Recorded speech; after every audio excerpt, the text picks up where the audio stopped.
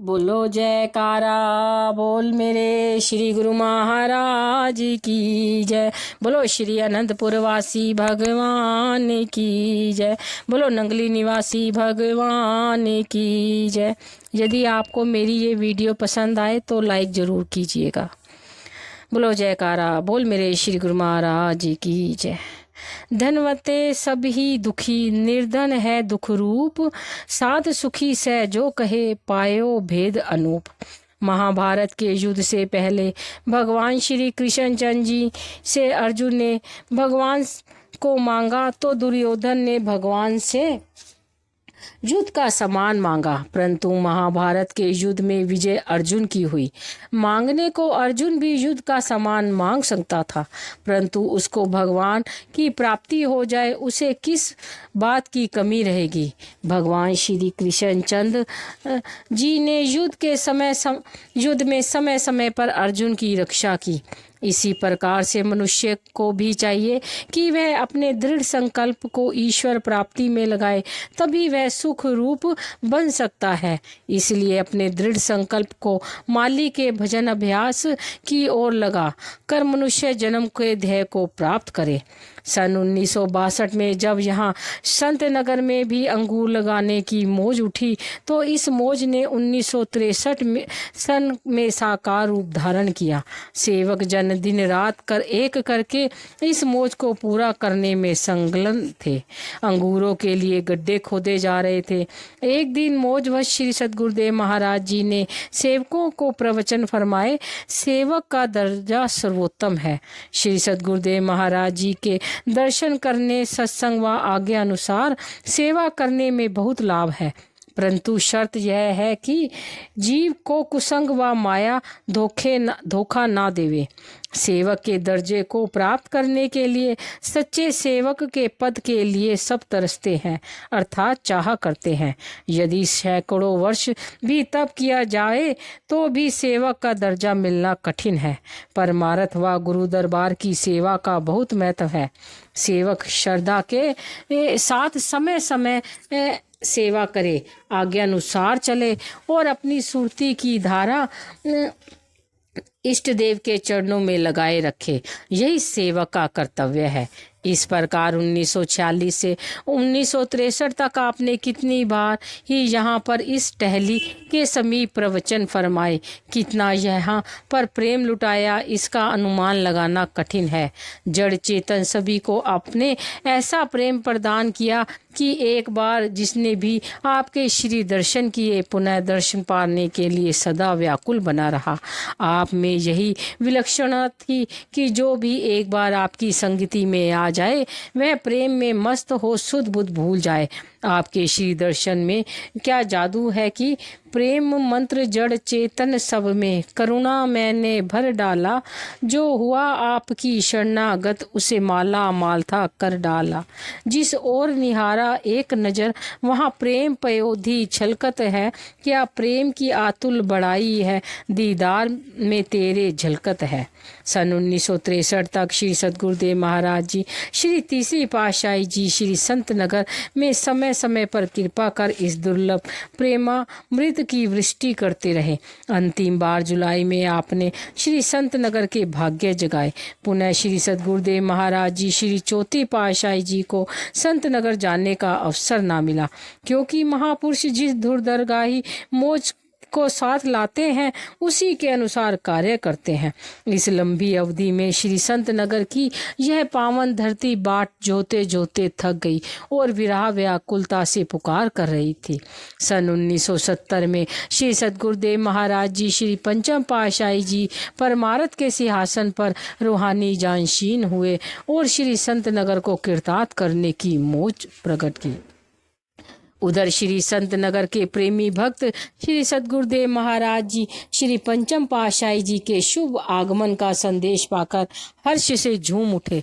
सब स्थानों पर सफाई की जाने लगी। श्री संत नगर के कण कण में बाहर ने डेरे लगाए उस टहली का वृतांत जिसका ऊपर वर्णन हो चुका है विरह व्याकुलता की लंबी अवधि से सूख कर गिर गई थी। उसमें भी सरसता धारण की उसकी एक शाखा श्री सद्गुरुदेव महाराज जी के शुभ आगमन का सुनते ही हरी हो गई और गिरे हुए ठूंठ में भी किसी को ऐसी आशा ना थी। दिसंबर सन 1970 में प्रथम बार आपने यहाँ कृपा की और उस टहली के समीप पलंग पर विराजमान होकर यहाँ अमृत प्रवचनों से प्रेमियों संगतों को कृतार्थ किया तथा इसी टहली ने भी नव जीवन प्राप्त किया। पहले भी वर्णन हो चुका है कि जिस धरती अथवा स्थान पर संत महापुरुषों के चरण स्पर्श हो जाता है वह स्थान पूजनीय बन जाता है तथा समय अनुसार महापुरुष अपनी ही श्री मौज अनुसार परिवर्तन भी करते हैं। अतः श्री सद्गुरुदेव महाराज जी ने इसी टहली के स्थान पर श्री परमहंस अद्वैत मंदिर का निर्माण करने की श्री मौज प्रकट की। यह पूजनीय स्थल अत्यंत पूजनीय बनने के लिए आतुर हो उठा। अतः श्री सद्गुरुदेव महाराज जी श्री पंचम पातशाही जी ने 16 मार्च सन 1972 तदनुसार नव सम्मत विक्रम 2029 बृहस्पति को निज कर कमलों से श्री परमहंस अद्वैत मंदिर की नींव का उद्घाटन किया और सन 1974 में इसका निर्माण कार्य पूरा हुआ। श्री सद्गुरुदेव महाराज जी ने 14 मार्च सन 1974 तदनुसार शुभ चैत्र संक्रांति संवत 2030 बृहस्पतिवार को निज कर कमलों से श्री परमहंस अद्वैत मंदिर श्री परमहंस की महान विभूतियों की प्रतिमाएं विराजमान की तथा इसके पश्चात विधिवत पूर्वक श्री आरती पूजन किया गया। यही नियम सर्वदा के लिए प्रातः सायं चलता रहेगा जो आज तक चल रहा है। इसी प्रकार श्री संत नगर भी परमार्थ के केंद्र बन गया। इसमें हजारों प्रेमियों को ज्ञान अमृत पीने की सुविधा हो गई जो आज भी जन जन को लाभ प्रदान कर रहा है।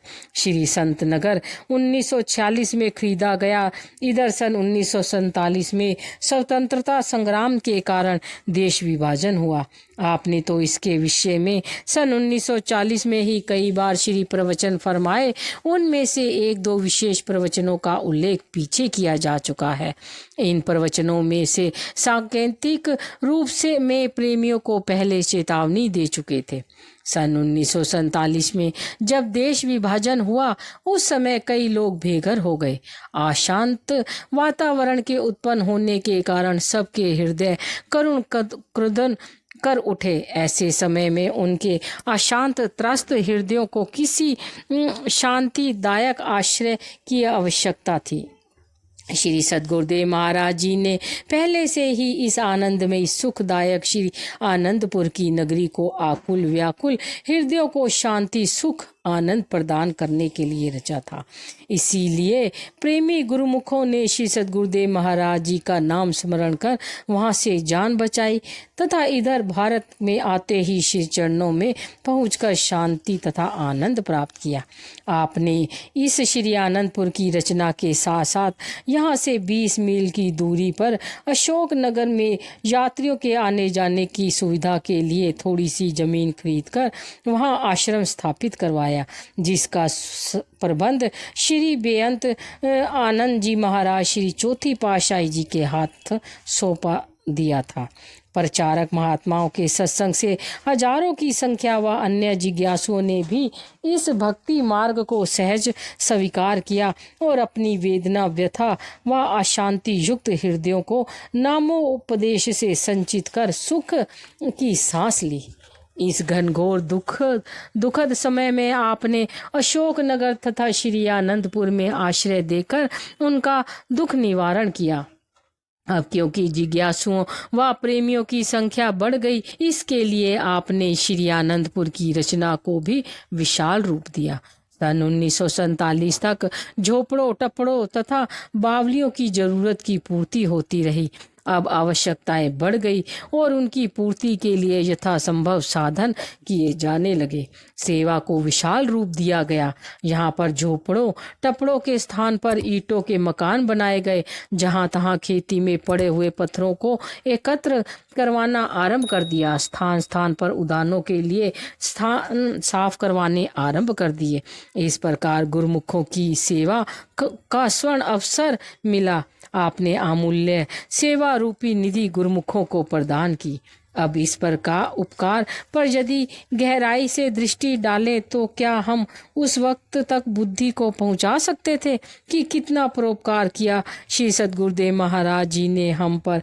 इधर हमारी दैहिक आवश्यकताओं की पूर्ति के लिए अपना अमूल्य समय देते हैं, उधर हमारी रूहानियत प्यास को बुझाने के लिए तत्पर रहते हैं। क्या ऐसा कार्य किसी युग में हुआ है कि स्वयं इष्ट देव कुल मालिक हमारे भोजन निवास आदि विषयों पर स्वयं साकार रूप से ध्यान दे और साथ ही परलोक सुधारने का दायित्व भी अपने ऊपर लें? ऐसा अनंत उदाहरण मिलना कठिन है। गुरुमुख प्रेमी जन सेवा करते, आप सेवा के स्थान पर जाकर उनको श्री दर्शन से कृतार्थ करते। आप श्री मुख से प्रवचन फरमाते थे कि प्रत्येक गुरुमुख को इन 4 नियमों का प्रतिदिन पूरा कर लेना चाहिए: श्री दर्शन, सत्संग, भजन, सेवा। आपने इन नियमों का परिपक्वता से पालन करवाया। सेवा में गुरुमुख प्रातः से संध्या तक जुटे रहते। श्री दर्शन को करुणा कर आप ही उन्हें सारा दिन सेवा पर विराजमान होकर देते रहते। सत्संग का अर्थ ही यही है कि संतों का संग। यहाँ तो संतों के सिरमौर श्री इष्ट देव कुल मालिक स्वयं विराजमान थे और उनकी पवित्र संगति का सौभाग्य तो गुरुमुखों को मिल ही रहा था। फिर भी समय समय पर श्री दर्शनों का विशेष लाभ मिल जाता। उसी समय पावन सत्संग भी होता तथा कभी कभी मौजानुसार स्वयं भी प्रवचन फरमाते थे। संध्या समय मूल मंत्र का जाप आप स्वयं करवाते थे।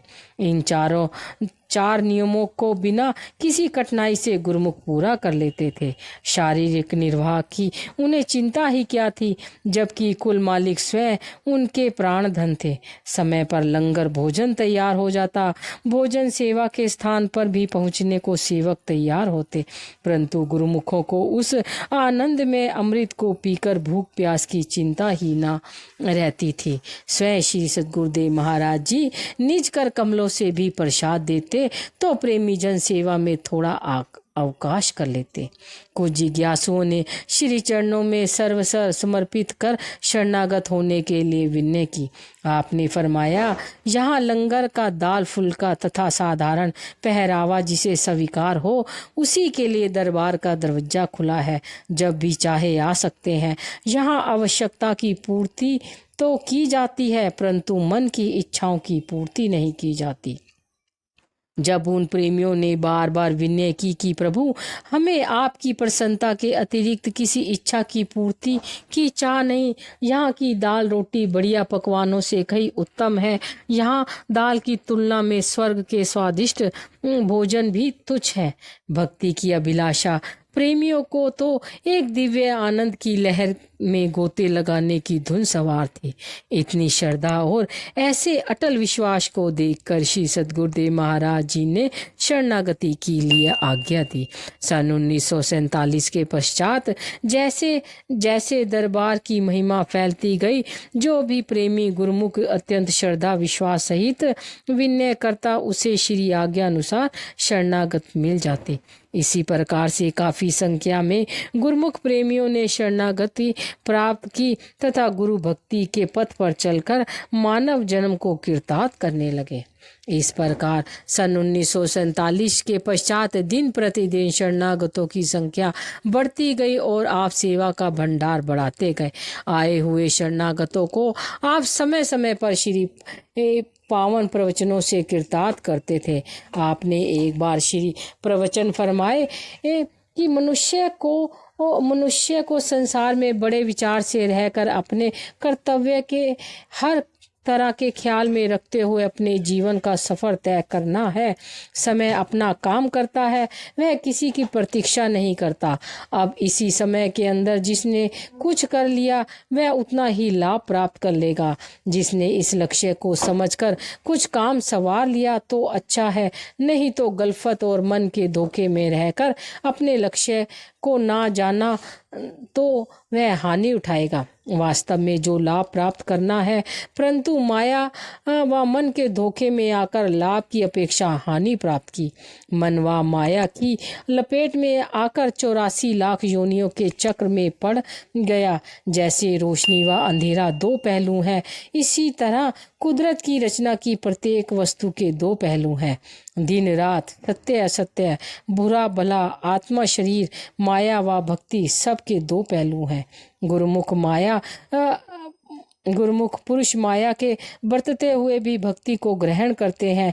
जैसे व्यवहार में माया की प्राप्ति करने के लिए बहुत से कष्ट, बाधाएं और परीक्षाएं सामने आती हैं, इसी तरह परमार्थ व भक्ति के रास्ते में माया के रूपों के साथ सामना करना पड़ता है। गुरुमुख इसी राह पर चलते हुए अपने आप को मन व माया के चक्र से बचाकर भक्ति में सफलता प्राप्त करते हैं। जब माया के पंजे में जीव फंस जाता है तो उसे आनंद का धाम भूल जाता है, लेकिन गुरुमुख पुरुष अपने सद्गुरु की शरण लेकर स्वयं को माया की लपेट से मुक्त कर लेता है। जबकि मायावी जीव इस काम, क्रोध आदि दुश्मनों के पंजे में आकर दुखी रहते हैं। यदि गलफत के समय बीतते और रूह को मुक्त ना कर सका तो कितनी हानि है। केवल यही नहीं कि जिंदगी के दिन पूरे करने हैं और खाना पीना, पहनना और समय गलफत में गवा देना है। जिसने माली की प्रसन्नता प्राप्त नहीं की, उसने माया के चक्र में समय व्यर्थ गवा दिया और कुछ लाभ प्राप्त ना हुआ। कुदरत की तरफ से ऐसा अच्छा सहयोग मिलने पर भी यदि गलफत के कारण माया का दबाव पड़ गया, माया ने ताकत पकड़ ली, तो परिणाम खराब होगा। डालना तो माया पर दबाव है। यदि माया ने दबाव डाल दिया तो अत्यधिक हानि उठानी पड़ेगी। इसलिए यही ख्याल करते हैं कि वह कौन सा सौभाग्यशाली समय होगा जब जीव इस माया के घेरे से आज़ाद होगा। इस हानि का अनुमान नहीं लगाया जा सकता। आया तो था माया से स्वतंत्र होने के लिए तथा मालिक की भक्ति के लिए, परंतु बन गया माया का गुलाम। माया के दरबार में ऐसा नियम नहीं है कि किए हुए कर्मों का फल ना मिले। कोई इन किए हुए कर्मों के फल से गाफिल ना रहे, वह तो कुदरत अवश्य देगी। इन सब पर नज़र रखते हुए श्री सद्गुरुदेव जी के वचनों पर आचरण कर जीव का कल्याण करना है। संत महापुरुष इसी पर जोर देते हैं, चाहे कोई माने या ना माने, माया एक तिलकन बाजी है। एक बार पांव फिसला तो वह गहरे गड्ढे में जाकर गिरेगा, जिसका निकलना बहुत कठिन है। इस रास्ते में माया से पीछा छुड़ाना है, माया को पीठ दिखाकर भक्ति प्राप्त करने का प्रयत्न करना है। बोलो जयकारा बोल मेरे श्री गुरु महाराज की जय।